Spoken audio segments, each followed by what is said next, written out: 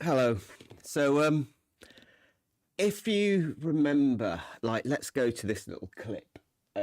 When I gave the news stuff the other day, I put on this clip, which was this guy. He's a very, very experienced base jumper and wingsuit flyer, but here he is in a situation that he's not too familiar with, and he's, struggling. And it's very common with people who are starting out and just starting to lead, in that there is a lot of anxiety in as you're doing this. You can fall quite a long way. If he fell as he's trying to clip there, he's going to fall. You know, he's got 2 meters of rope out, so he's going to end up like way out of shot. And so it is a very scary thing. And so what I thought I would do is use this. It's called self-efficacy theory. It was sort of like discovered by this guy called Albert Bandura. It's a very well-researched theory. I'll try and read verbatim off hearsay view. This theory states, I'm very bad at like reading verbatim, states that psychological procedures, whatever their form, alter the level and strength of self-efficacy. It is hypothesized that expectations of personal efficacy determine whether coping behavior, so coping behavior, ability to cope with stress and stuff, will be initiated, and as a result, how much effort will be expended in how long it will be sustained. So it will help us persevere harder for longer. And persistence in activities are subjectively threatening,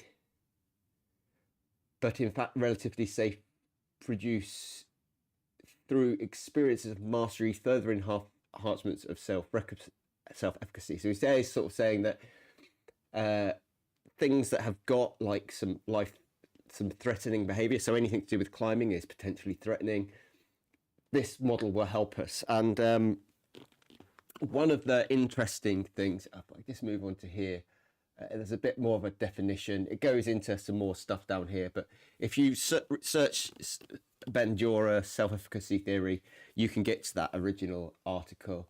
But yeah, this is later. That he did that first in 1977, and this is like 1995, so quite a few years later. Self-efficacy refers to the beliefs in one's capabilities to organize and execute the courses of action required to manage prospective situations.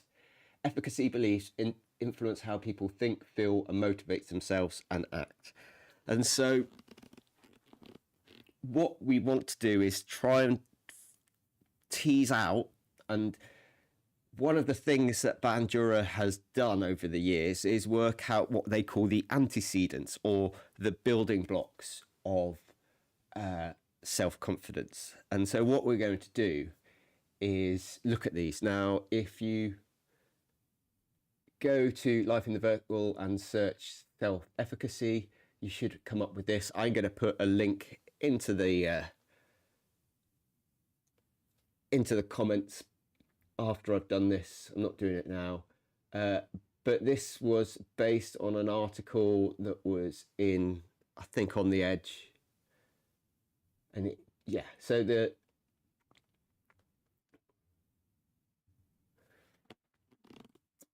so the way that it works is that if we increase our self-efficacy, the idea is we become more confident in our ability to execute those actions. And in becoming more confident, you buffer more against the influence of anxiety and performance catastrophe. Now, if you watched, I think it was something I did on some other stuff I did, but basically, we have there's a thing called conscious processing, which if you are an elite climber and you start overthinking things, that can affect you. And then the other one is processing efficiency theory, which is more for people that are learning. They become they're having to think so much about what they're doing, they lose the efficiency in processing, and they have to engage with greater effort and lose that efficiency. And so what this does is it's a model. So what this effectively says, to increase our self-efficacy, we need to look at previous performance or prior performance. I've called it witness experience because Bandura calls it vicarious experience, and a lot of people would misunderstand that, but it's basically experience of watching people. I'll talk through these in a bit. The next one is verbal persuasion, and I'm going to argue that is going to come from both us, potentially a coach, and also potentially your belayer. And I think this is one of the areas that I kind of believe quite passionately in. And if I was doing research, I would definitely look at how, belayers influence lead climbers. And the last one is arousal level. So how stimulated we are through fear. Okay, so let's start with prior performances. So one of the things with self-efficacy, it stipulates that the more confident you are. So self-efficacy is like, if you like, it's like self-confidence in a task. And so one of the bits of research that Bandura did, or somebody else did, I don't know if it was Bandura, was he looked at asking boxers how confident they were in winning their bout before they went in, and then looked at the results. And what he showed through this research was that 40% of the outcome of a boxing match was down to the boxer's level of confidence. Now, I know loads of people go, but climbing isn't like boxing. But the way that I see it is that when you're a boxer, it's you against an opponent. And so for us at climbing, it's us against the route. Now, when you've got a boxer, it's this boxer's reputation against that boxer's reputation. And so in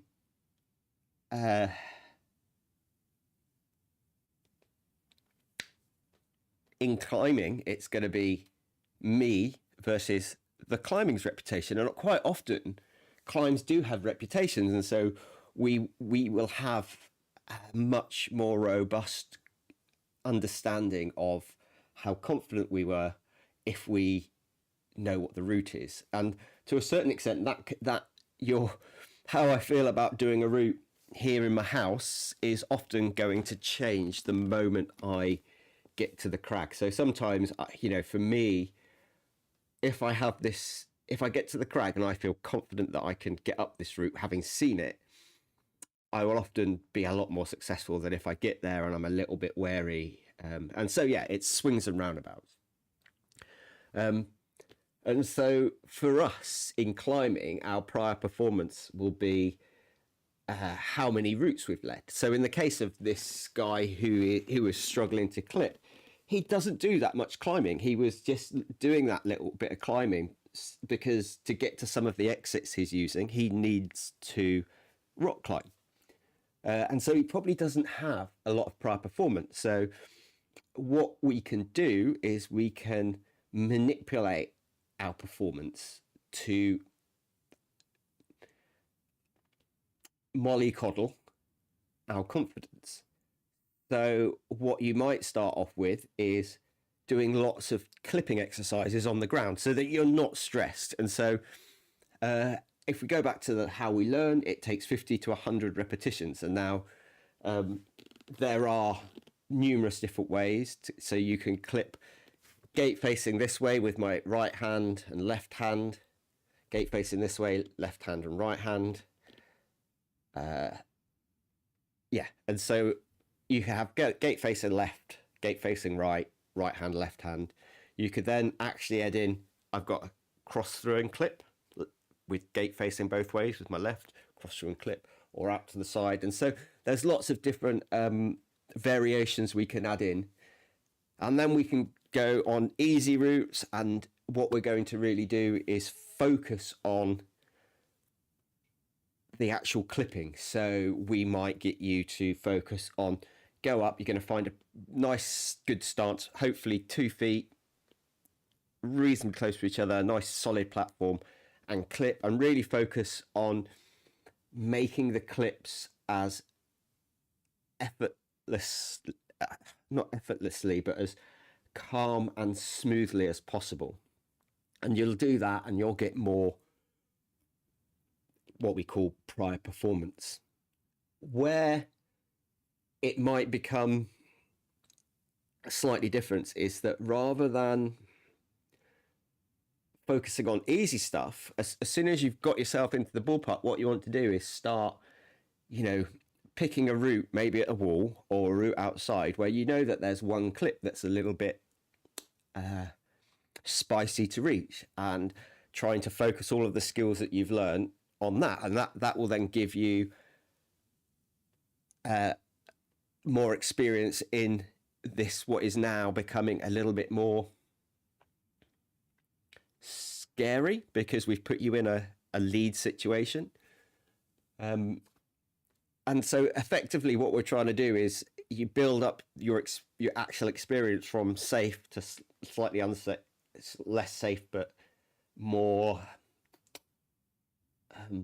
specific to what we're trying to do, i.e. on lead, and then actually trying to do it in real life. So that's sort of how we can sort of use prior performance. It's not necessarily that psychological.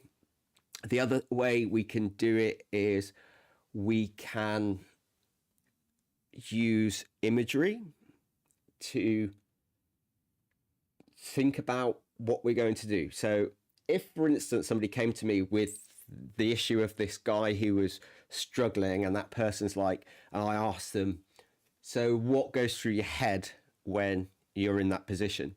And they might not be able to answer, but I might send them up on something else so they can answer. And often it will be they might see themselves reaching up and pumping out and not being able to clip and taking a nasty fall, in which case they have like what I would call the issue is a visual issue.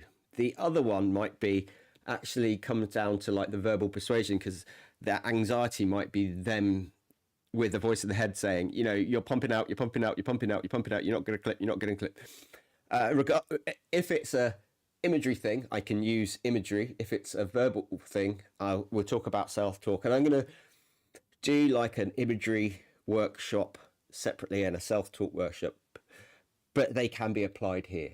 And so it doesn't necessarily need to be actual performance. We can imagine that performance, and as well as we'll see with imagery, we can make it so that we're trying to relax at the same time. We can make it so we're trying to control the emotional content of that imagery as we're clipping, and we can imagine nice, perfect, smooth clips, and that will help us. So we've got actual performance and imaging stuff to help us with the prior performance. The next one down, and so these are in the order of how effective they are to bolster our self-efficacy or self-confidence in that task. And so the most important one is prior performance. We then come down to witness experience, and this vicarious experience of watching others is really interesting. If we go back to something like the 4-minute mile, nobody got close to the 4-minute mile for quite a long time, and then I've forgotten who it was. Chariots of Fire, go watch it. When that guy broke the 4-minute mile, a series of people broke that 4-minute mile, and they didn't necessarily witness that person, but all of a sudden the impossible was actually now possible and probable, and so people had a different mindset. Now in rock climbing, I've been indoors numerous of times, I've been outdoors, and we get the thing called like the send train, where there might be 5 of us trying a problem, one person gets up it, and all of a sudden we all get up it. And it's not as much, it might be the unlocking a potential crux move, but often what it is there's a psychological thing, and it's subconscious, And it's our ego is going, well, if that person can do it, I can do it. And it totally changes our outlook. And sometimes that's good and sometimes that's bad, because sometimes, we might judge ourselves unfairly. So we might think we should be climbing as hard as somebody else, when actually that person has twice as much time to engage in climbing than you. And so it's not necessarily a fair metric. So yeah, again, because it's witness experience, you could argue that if you imagine yourself in the third person, so like there's a camera crew following you, from the climb, that you are then witnessing yourself do it. And, I've definitely worked with climbers where, they were trying to project something, and I've worked on imagery scripts with them and wouldn't let them try a long boulder problem until they could have written a script and got a script in their head that described the whole problem, and they sat down and they imagined themselves getting through the whole problem. And once they'd done that, they actually managed to do the problem really quickly because they'd imagined themselves seeing it. So not just witnessing somebody else, they'd actually used imagery to imagine themselves. So the next level down is verbal persuasion. And like I said earlier on, it can come from me, it can come from a coach, and it can come from a belayer. Now, verbal persuasion can be positive and negative. Often when it comes from ourselves, oh my God, I'm pumping out, I can't clip, is like a verbal message that you're replaying in your brain. So actually what you need to do is use some form of self-talk intervention to try and stop and potentially replace with a more positive affirmation. And there's the idea that you don't just want to stop it, because there's this thing called ironic effects. And if I tell you, I want you to stop thinking about your words of you're going to pump out and fall off, you are probably more likely to think about pumping out and falling off. So we try to reframe these things into a more positive thing, so that you aren't necessarily, you're trying to replace and reframe what you're talking, what's going on in your head, rather than just stop it. But often just being aware of the issue can help you. If you've identified it, you can then start working on it. The other one is, when I'm coaching people, I can often be alongside them. I can use my voice to try and calm them down. Okay, you're on a ledge, let's relax. Can you see any gear? Let's get some gear in. I might, it kind of comes into the arousal, but if they're on a ledge, I might get them to like breathe out and hunch down. But again, this is directions coming from me. The other one can be from the belayer. If your belayer is sending up what I would call positive vibes, and you're more likely to succeed. There is arguments that the more people there are, the more you're engaged. It's a thing called the observer effect. If someone goes running and they're running along a country road and there's nobody there, and all of a sudden they see somebody coming up, person will naturally pick up their speed as they run past them. It's just something that happens. And so if you've got people there that, especially the person cares about the more you care about that person's opinion, the greater the effect that whatever that person's saying. And so for me as a belayer, it's like, can you put yourself in that leader's shoes? Like, oh, you're doing well, you've got a really good stance there, just relax and try and clip. You're safe again, relax, take a breath, take a couple of seconds just to calm your breathing down. You're looking really good up there, I think you've done the crux, anything. It can be hard in that if you see somebody really struggling, you might be like, should I actually encourage them to go further? Because actually they're in a situation where you might be like, yeah, they're in a dangerous situation. Actually, what they need to do, looking at the way they're climbing, is to back off, and it can be hard. So the last one is how scared we are. So our, how much adrenaline we've got coursing through our bodies, how much anxiety is playing in our heads, and how that has affected our performance. And there are all sorts of reasons that we go into a performance catastrophe.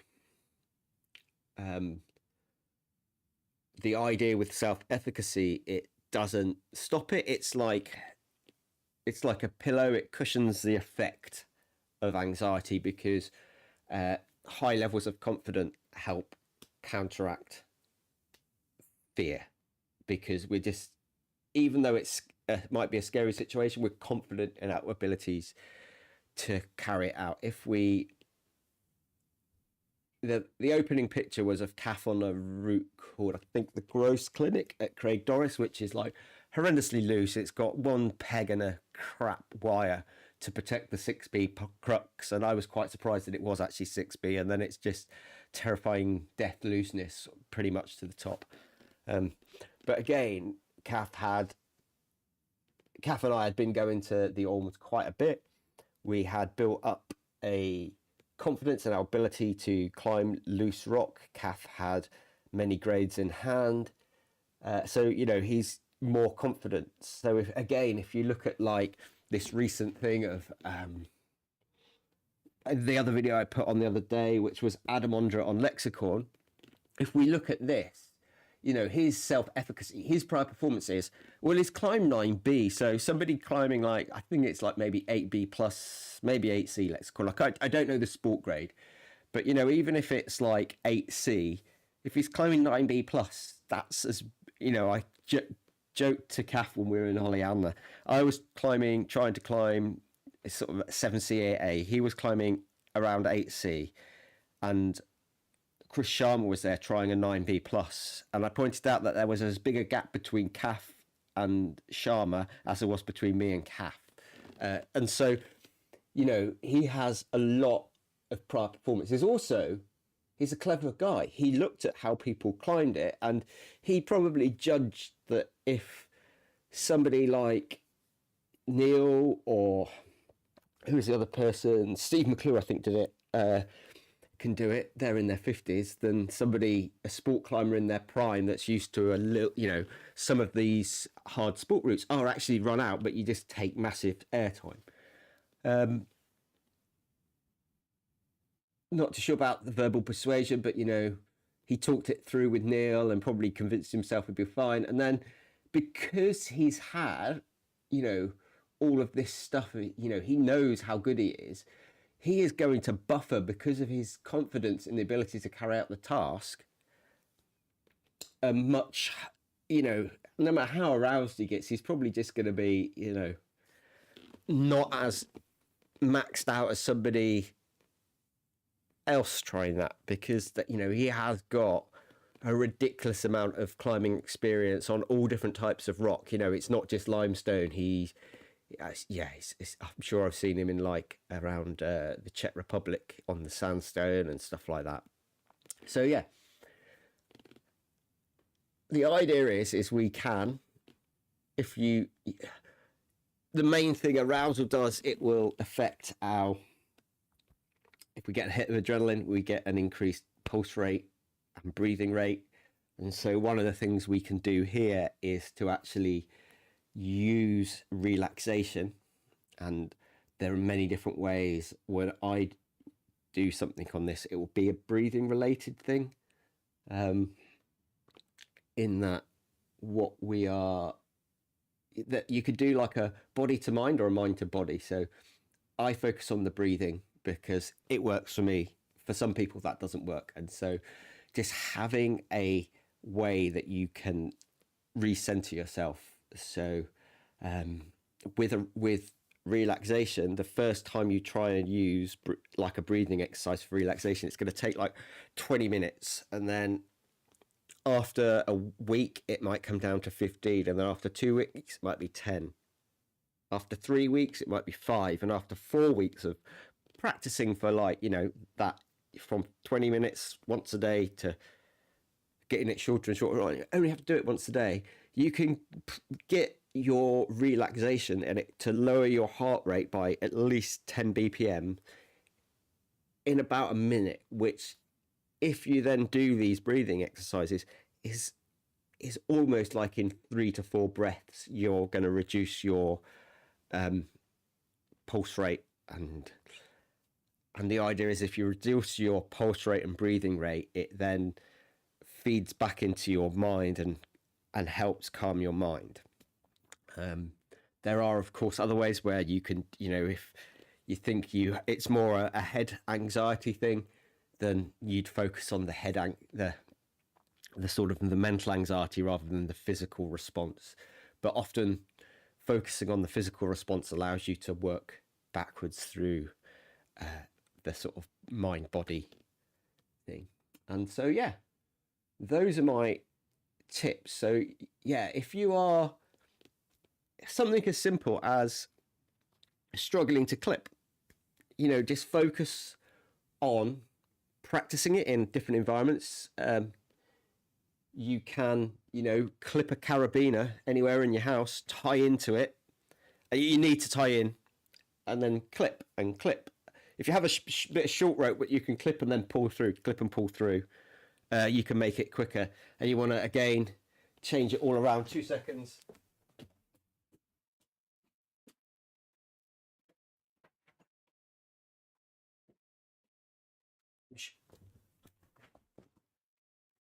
I'm sure there's something in here. Let me just look. 139.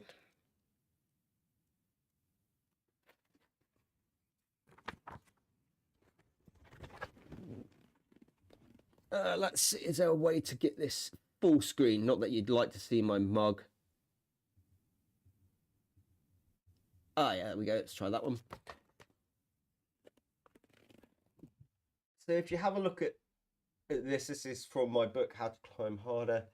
There's like loads of stuff on like how to clip properly, how to practice the different ways of practicing, different thing. There's even like some exercises there on clipping quick draws. So available on Amazon. And if you buy it at £15 on Amazon, I get 12p, I think. It's like ridiculous buying stuff off Amazon. You can buy it straight from Pez to Press. I think you can even buy it from the BMC shop for a ridiculously cheap amount of money. And I definitely don't make much.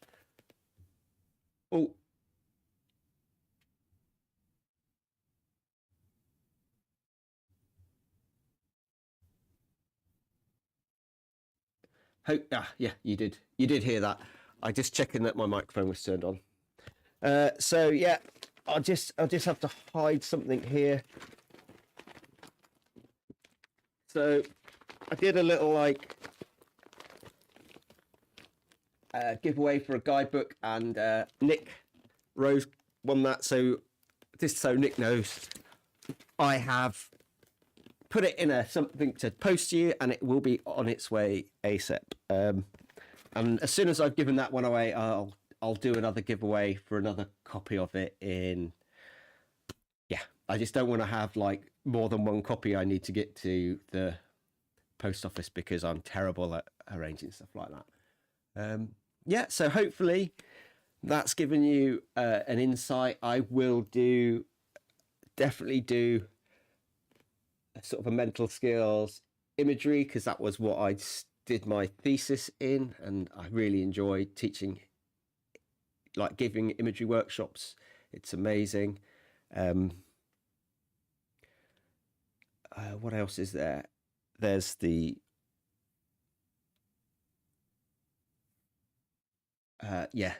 self-talk and relaxation. So what we do, we probably start with relaxation and then imagery and self-talk.